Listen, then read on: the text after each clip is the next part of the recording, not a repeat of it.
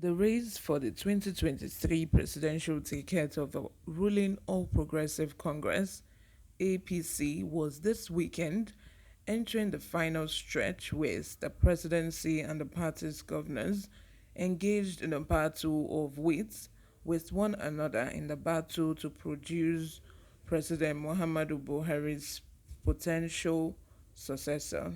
Hello and welcome back to Newsroom Nigerian. This is where we give you hot, fresh, and sizzling news all day long. If you're a returning subscriber, you're welcome. Thank you for always tuning in. If you haven't subscribed to this channel, please go ahead and subscribe. Hit the like button. Most importantly, click on the notification bell so that you can get notified whenever we post. Without further ado, let's dive straight into the details of today's news. The race for the 2023 presidential ticket of the ruling All Progressive Congress (APC) was this weekend, entering the final stretch with the presidency and the party's governors engaged in a battle of wits with one another in the battle to produce President Muhammadu Buhari's predecessor. Also in close contest for the ticket are the national leader of a party, Asiwaju Bola Tinubu, and Vice President Yemi Osibanjo.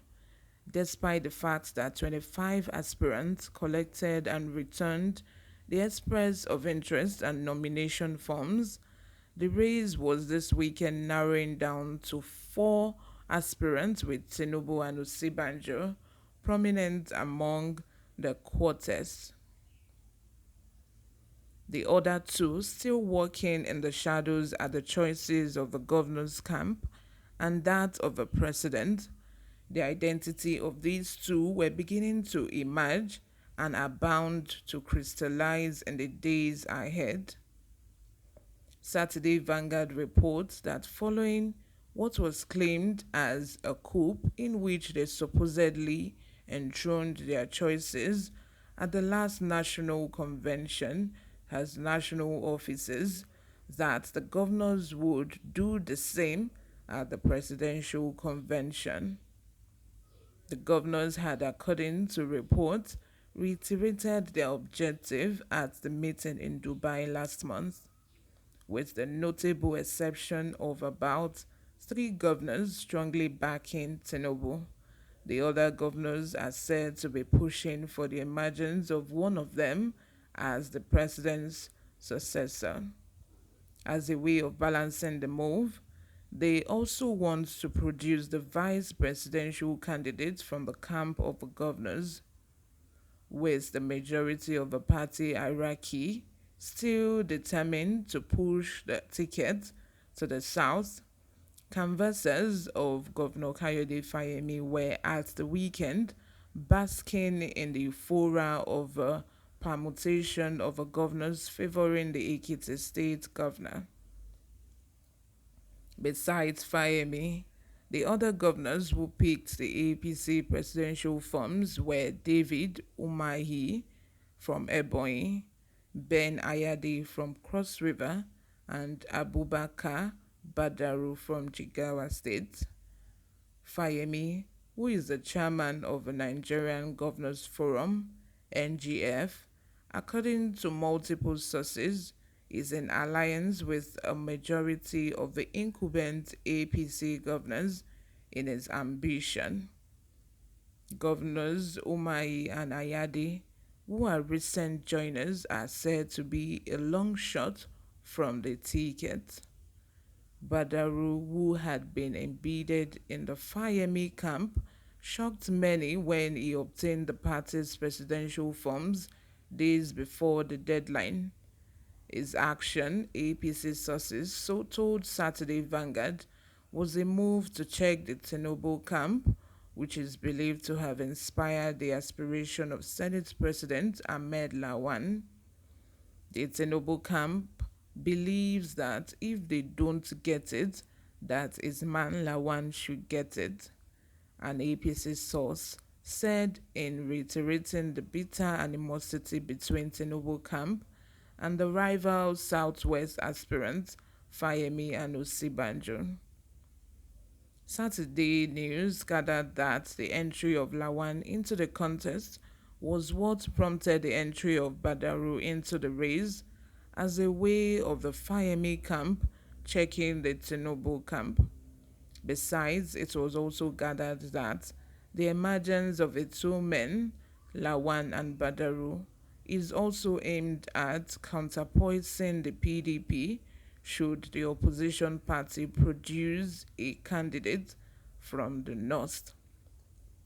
Willy-nilly, the presidency, which has thrown up several dummies in the recent past, it was gathered, may be narrowing down its choices for a former cabinet member. Sources disclose that Emeka Nwajoba, a longtime associate of President Buhari, is seriously being favored in what may be a shocker to the polity. Nwajoba is from Imo State, has partners.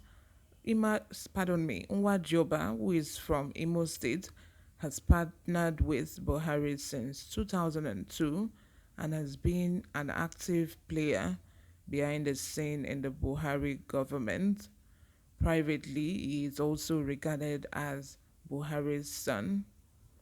However, optimism of a president backing an Igbo as a successor against the cries of marginalization from that section of the polity is bound to upset permutations.